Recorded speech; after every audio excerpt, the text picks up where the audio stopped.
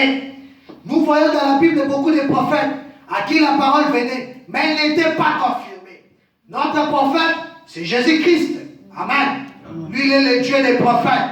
Remarquez, voici David ce qu'il fit. Après avoir fait cela, qu'est-ce que cela avait produit? La mort frappa une personne sincère. Là-bas, c'était la mort physique. Nous allons lire, la frère me dit, aujourd'hui, c'est la mort spirituelle. Les gens parlent dans les églises, au lieu de recevoir la vie, ils reçoivent la mort.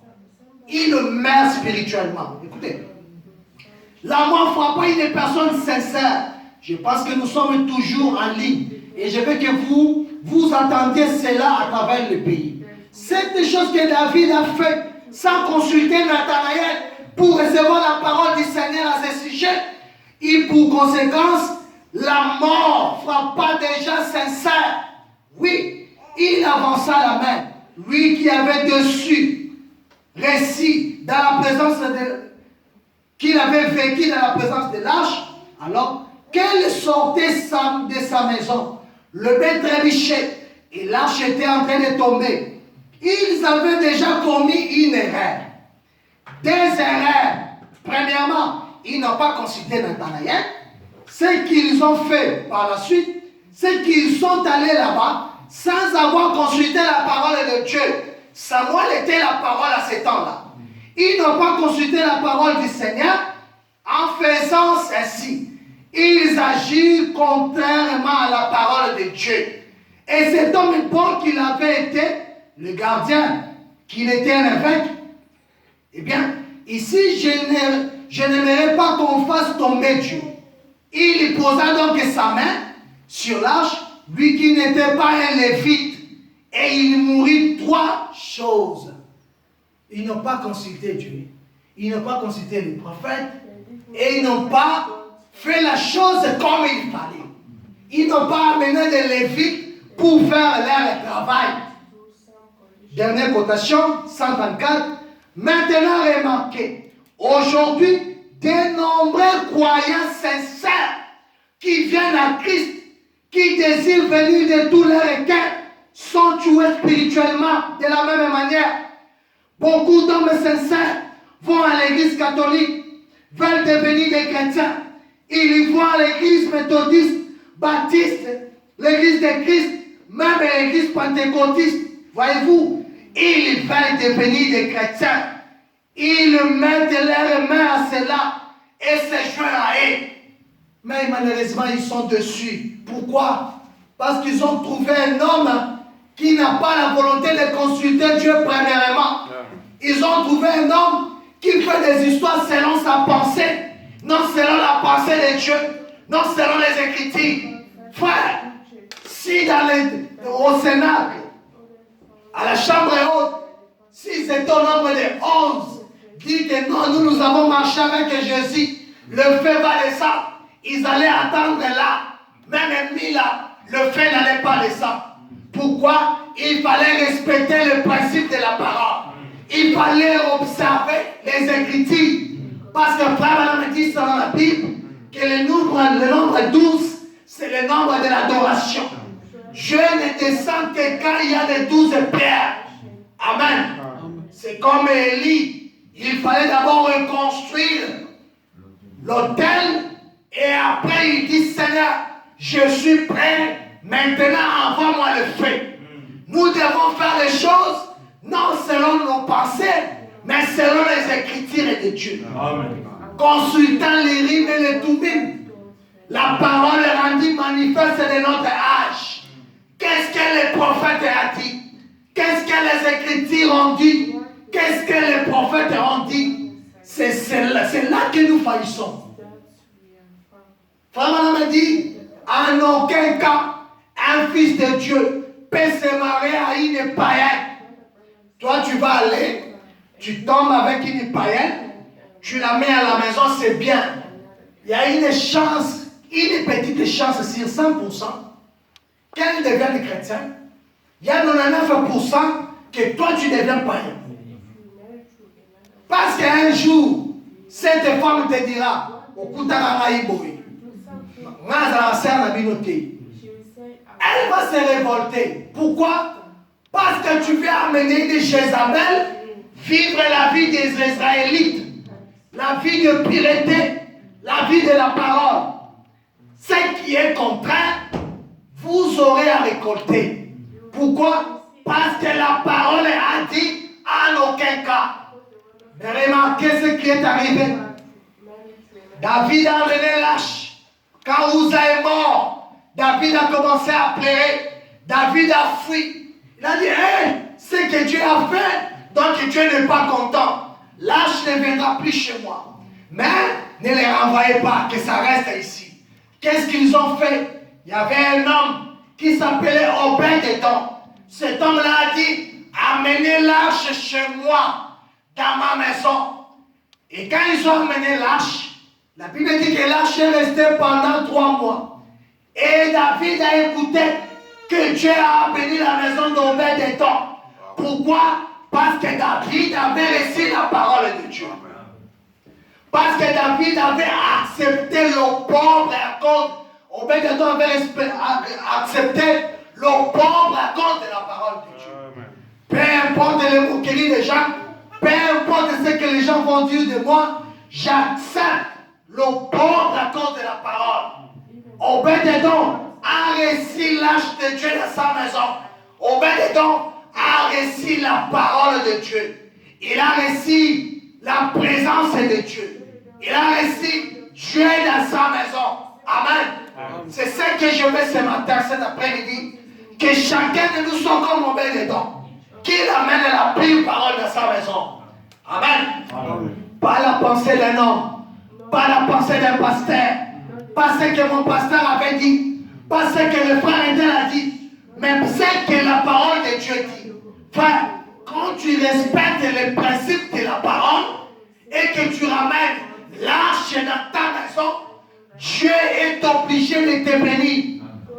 Dieu est obligé de te donner le désir de ton cœur.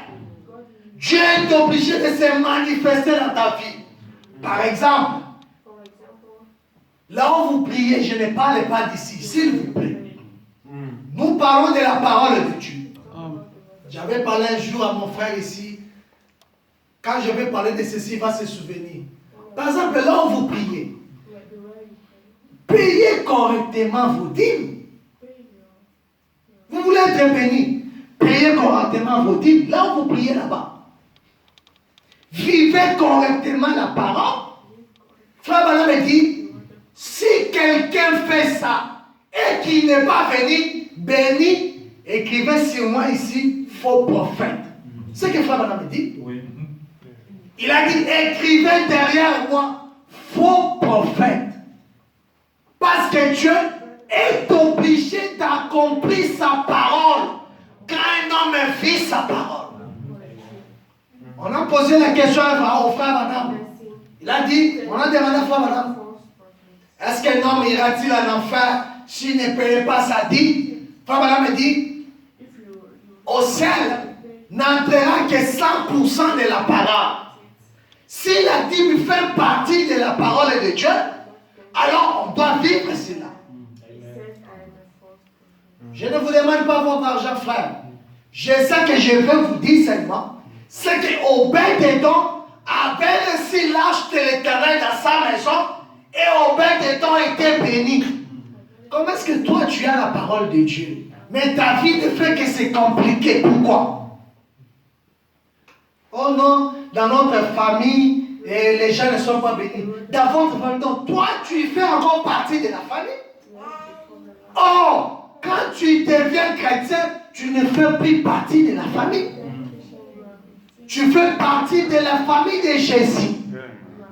Et ceux qui sont en Christ, ils sont libérés de toute emprise.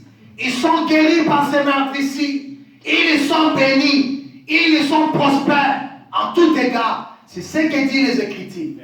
Je n'ai pas dit qu'un fils de Dieu ne peut pas rencontrer les difficultés. Je ne dis pas ça. Mais je dis seulement, quand tu vis la parole, comme Obed-Edom avait reçu l'arche dans sa maison, 3 mois seulement, Dieu l'a béni. Non seulement lui, il a aussi béni sa génération. C'est écrit dans la Bible, vous pouvez le lire chez vous à la maison. Je vous donne les passages. Je vous donne ça. Pour ne pas dire que le prédicateur avait dit. Lisez ça dans 1 Chronique 26, 4 à 6. Les enfants d'Obed-Édom sont devenus des Lévites. Ils ont travaillé comme des portiers dans les temples de l'Éternel à cause de ce que leur père avait fait. Et la Bible dit dans le livre des Psaumes 112, 1 et 7, que Dieu bénit celui qui est fidèle à sa parole. Ton problème a dit, Seigneur, mon problème a pris le temps. Je suis fidèle à ta parole. Regarde ce que tu as dit. Regarde ce que tu as dit. Regarde ce que tu as dit. Dieu va te bénir. Il y a de ces familles qui ne se marient pas. Ils ont des problèmes de mariage. Se marier comme ça légalement, ils ont des problèmes. Mais toi, tu dois briser cet esprit-là. Pourquoi? Parce que tu es en Christ. Tu dois briser ça. Si la famille tout entière n'est pas bénie, mais toi, la Bible dit, tu seras la tête et non jamais la queue. Là où fouleras la plante de tes pieds, je te les donne. Toute chose que tu vas toucher va prospérer. Tu seras béni dans les champs, tu seras béni dans la vie. Ta grenier ne manquera de rien. C'est ce que les Écritures disent. Tu dois t'accrocher à cela. Pourquoi? Parce que tu as reçu l'arche de l'Éternel. Oh Seigneur, Obed-Édom avait reçu l'arche, il était béni. Obed-Édom avait reçu quelle arche? De l'Ancien Testament. Là où il y avait les tables de la loi. Pendant que la Bible dit que la loi de Moïse, c'était le ministère de la mort. Celui qui croyait à cela mourait. Mais aujourd'hui, non seulement tu as reçu la grâce, mais tu as aussi reçu un prophète. Amen. Tu as reçu l'ouverture de la parole. Tu as reçu Christ. Tu as reçu la pire parole. Le retour de l'arche. Pourquoi ça ne change pas? Pourquoi ce problème-là dit? Pourquoi des complications? Donc, tu dois réfléchir comme David. Il y a quelque part, tu n'as pas consulté Dieu. Quelque part, tu n'as pas fait exactement ce qui est écrit. On en baptise là pour moi. Tu peux prendre une païenne, tu l'amènes, tu la donnes à une Égypte, c'est bien. Tu auras des conséquences plus tard. Ne t'inquiète pas. Tu es là pour manger, bouffer l'argent des gens. On va voir quand Dieu a béni notre frère. Ce n'est pas un problème à temps. Demain, des conséquences viendront. Demain, tu payeras. Il est plus tard que nous ne pensons. Il est moment de mettre tout à l'ordre maintenant. Parce que frère, madame me dit, il y a un ciel à gagner, il y a un enfer à éviter. Amen. Nous voulons être comme Obed-Édom. C'est pour cela que j'ai intitulé ma prédication La maison d'Obed-Édom. Une maison bénie. Pourquoi? Parce qu'il a reçu l'arche de l'Éternel. Moi et ma maison, nous servirons l'Éternel. Si les autres ne veulent pas servir l'Éternel, moi et ma maison, nous servirons l'Éternel. David a dit, j'ai été jeune, j'ai vieilli, je n'ai jamais vu un juste abandonné. Même sa postérité mangeait son pain. Quand tu as dit à David, ce n'est pas toi qui vas me construire l'arche, mais un de ton fils, quand il viendra, je ferai de celui le roi. Et à cause de lui, il va me construire tant. David a pleuré. Il a dit, oh, qui suis-je, moi, Éternel, pour que tu te souviennes de moi, pour que tu me parles même de ma génération future. Tu avais vu à David une grandeur. Je suis dans la joie. Lorsqu'on me dit, allons dans la maison de l'Éternel, j'aimerais demeurer dans la maison de l'Éternel. Vaut mieux un jour dans ta présence que rester 1000 ailleurs. C'est ça le cœur de Dieu. Dieu fait cet homme-là. Mais à cause de cette erreur qu'il avait commis, Dieu a frappé un inconnu qui était sincère. David était sincère. L'idée était bonne, mais il avait mal agi. Et quand David a compris qu'est-ce que David a fait, David a envoyé Il a dit, nous allons répandre. Nous allons consulter la parole. Qu'est-ce que la parole de Dieu dit? Qu'est-ce que Dieu dit? Oh non, Dieu a dit que l'arche doit être transportée sur le port par les Lévites. Et qu'est-ce que David a fait? David est allé chercher l'arche dans la maison d'Obed-Edom. Alors qu'il m'a dit, a dit, Dieu a béni Obed-Edom. Oh, cette bénédiction est pour Israël. Allons chercher l'arche. Ils sont allés chercher l'arche. Et Dieu était avec Israël. La Bible dit, David, dans son règne, il a eu la paix. Amen. Que le Seigneur vous bénisse. Amen. Je veux que nous soyons des Obed dedans ici. Les gens qui vivent la parole, les gens qui mettent en pratique la parole, et la main de l'Éternel sera sur toi. La main de l'Éternel sera sur toi.